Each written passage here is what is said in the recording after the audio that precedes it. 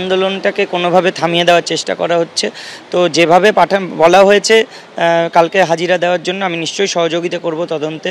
আর প্রশ্ন উত্তর পর্ব তো কত প্রশ্ন আছে করবে, আমরা তার উত্তর দেব। যে ধারা দেওয়া হয়েছে পুরোপুরি মিথ্যা। আমাদের তো চাকরি ফেরত পাওয়া নিয়ে কথা, সেটা শুধুমাত্র চাইছি বলেই যে এইরকম ধারা দিতে হবে তাতে আমাদের মুখ বন্ধ হবে না, প্রতিবাদের ভাষা পাল্টাবে না।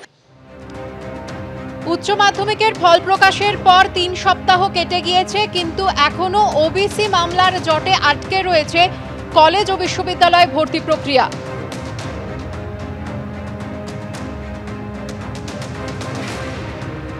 একদিকে যেমন আপনারা জানেন যে রাজ্য সরকারকে ডেডলাইন বেঁধে দেওয়া হয়েছে, যেখানে চাকরিহারা শিক্ষকরা তারা জানিয়েছেন যে আলোচনায় না বসলে বৃহত্তর আন্দোলনে যাবার হুঁশিয়ারি দিচ্ছেন তারা।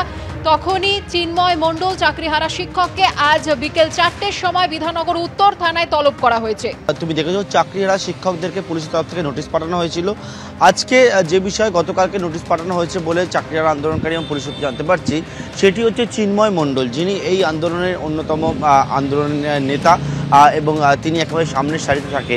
সেই চিন্ময় মণ্ডলকে নোটিশ পাঠানো হয়েছে, ওনাকে হোয়াটসঅ্যাপে নোটিশ পাঠানো হয়েছে, পাশাপাশি কিন্তু ওনার বাড়ির যে ঠিকানা স্থানীয় থানা, সেই থানা মারফত নোটিশ পাঠানো হয়েছে।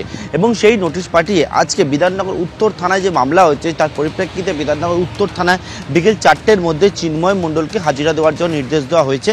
এবং এক্ষেত্রে এই মামলা যেহেতু তদন্ত করছে বিধাননগর কমিশনারেটের গোয়েন্দা বিভাগ, সেই গোয়েন্দা বিভাগের যিনি তদন্তকারী অফিসার তিনি কিন্তু ওনার সঙ্গে কথা বলতে চান। মূলত যে বিষয় উল্লেখ করা হয়েছে নোটিশে, এর আগেও যে নোটিশগুলো সার্ভ করা হয়েছিল অন্যদেরকে, সেই একই কথা সেখানে উল্লেখ যে 15টি ধারায় মামলা হয়েছে, জামিনযোগ্য ধারাও রয়েছে, যার মধ্যে বলা হচ্ছে সরকারি কর্মীকে কাজে বাধা, সরকারি কর্মীকে মারধর করা, সরকারি সম্পত্তি নষ্ট সহ একাধিক বিষয় রয়েছে, সেকেই তাদেরকে জিজ্ঞাসাবাদ করার প্রয়োজন রয়েছে। এবং সেই মতো আজকে বিকেল 4টের মতো বিধাননগর উত্তর থানায় এসে ডিডির যিনি তদন্তকারী অফিসার রয়েছেন ওনার সঙ্গে দেখা করার জন্য নির্দেশ দেওয়া হয়েছে। অন্যদিকে এটাও উল্লেখ করা যে নোটিশে যদি আজকে না আসে বা নোটিশ যদি কমপ্লাই না করা হয় তাহলে আইনানুগ ব্যবস্থা নেওয়া হবে।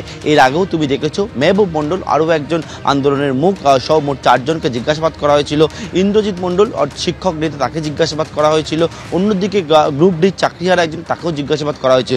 পুলিশের তরফ থেকে বলা হচ্ছে একদিকে যে বিষয়টা সেটা হচ্ছে গত 15ই মে বিকাশ ভবনের সামনে যে পরিস্থিতি তৈরি হয়েছিল, সেই পরিস্থিতির জন্য কে বা কারা এই ঘটনাটি ঘটেছিল সেই বিষয়টা তাদের জানার প্রয়োজন রয়েছে। অন্যদিকে যাদেরকে নোটিশ পাঠানো হচ্ছে তারা বলছেন যে একেবারে ভয় দেখানোর জন্য তাদেরকে কিন্তু এইরকমভাবে আন্দোলনকে দমিয়ে দেওয়ার জন্য এই নোটিশগুলো সার্ভ করা হচ্ছে। কিন্তু তারা জানাচ্ছেন পুলিশকে তারা সহযোগিতা করবেন। আজকে চিন্ময় মণ্ডল আসবেন কি না সেই বিষয়ে তিনি জানিয়েছেন ইতিমধ্যে যে তিনি তার আইনজীবীর সঙ্গে কথা বলছেন, পরামর্শ নিচ্ছেন এবং তিনি জানিয়েছেন পুলিশের যে নোটিশ সেই পরিপ্রেক্ষিতে তিনি জানাচ্ছেন এটাও যে পুলিশকে তিনি তদন্তে সহযোগিতা করবেন।